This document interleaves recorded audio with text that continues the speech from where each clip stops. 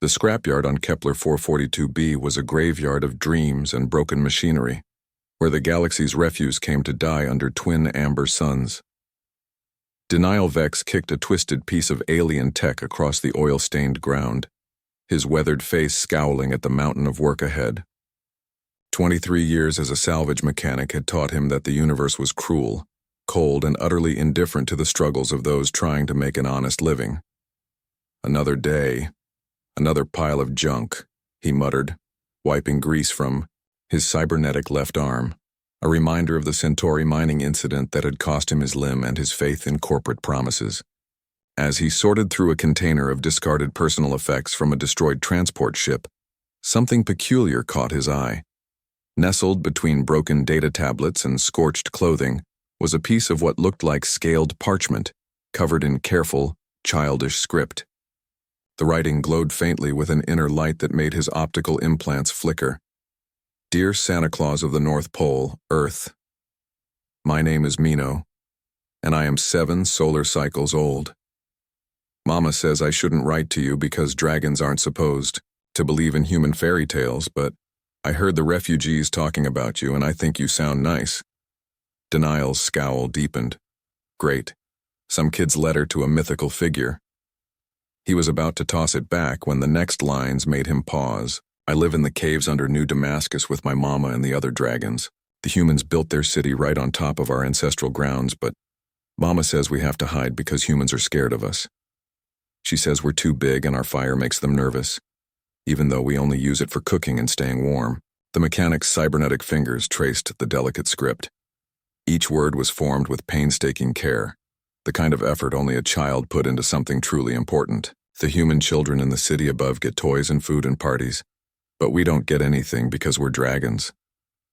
Mama works 3 jobs cleaning their buildings at night when they can't see her, but she's so tired all the time. She tries to smile, but I can see she's sad. Santa, I don't want toys for Christmas. I just want the humans to not be scared of us anymore. I want Mama to be able to work during the day and make friends. I want to play with the human children, instead of hiding. Mama says humans and dragons used to be friends long ago before the War of Scales. She says some humans are still good, but they're afraid because of what the bad dragons did. Denial set down his plasma cutter, his scowl softening into something more complex. He'd heard whispers about the dragon colonies in the underground districts. Most humans pretended they didn't exist, but everyone knew they were there. The original, inhabitants of dozens of worlds pushed into the shadows by human expansion. I watch the humans sometimes through the storm drains. They laugh and hug and share food with each other. I wish dragons could do that too. I wish we could have Christmas, like them. Mama doesn't know I wrote this letter. Please don't tell her, she worries enough. If you can't make the humans not scared anymore, that's okay. Mama says some things are too broken to fix. But maybe you could just let her sleep one whole day without having to work. And maybe the human children could accidentally drop some of their extra toys down the storm drains. I promise I would share them with all the dragon children. Thank you for reading this, Santa. The refugees said you love everyone, even if they're different. Love. Mino Scaleheart Cave 7, Sub-Level 15. New Damascus Underground. Denial stared at the letter for a long time, the twin suns casting harsh shadows across his weathered face. His practical mind cataloged everything wrong with the situation. Dragons were dangerous. The underground colonies were illegal, and this wasn't his problem. He had his own struggles, his own bills to pay. But his cybernetic hand kept trembling as he held the parchment. 2 hours later, Denial found himself standing outside the offices of the New Damascus Social Integration Department, the letter carefully sealed in a protective case. The bureaucrat behind the desk, a thin woman with kind eyes named Administrator, Chen read it 3 times before looking up at him. Where did you find this? Trash container from the transport ship Meridian's Hope, Denial said gruffly. Refugee transport that got hit by pirates last month. Chen's expression softened. The Meridian's Hope was carrying humanitarian supplies to the Outer Rim, Christmas gifts from Earth churches for displaced families. She paused. This little dragon's letter was probably being sent to Earth when when pirates blasted them to hell. Denial finished. Yeah, I figured. For the next week, Denial found himself doing something he'd never done before. He started asking questions, not about machinery or salvage rights, but about people. He learned that Mino's mother, Vera Scalehart, cleaned the municipal buildings for a fraction of minimum wage. He learned that the dragon colonies had been pushed deeper underground each year as human development expanded. He learned that despite their fearsome reputation, the dragons had committed no violent acts in over 30 years. Most importantly, he learned that Administrator Chen had been fighting a lonely battle to establish legal recognition for dragon residents facing mountains of bureaucratic resistance and public fear.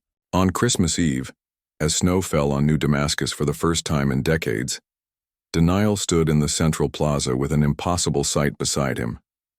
Vera Scalehart, all 15 feet of her graceful, scaled form, helped him distribute gifts to a crowd of stunned human families.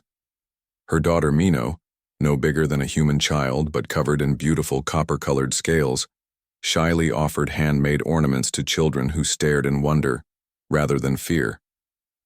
"How did you arrange all this?"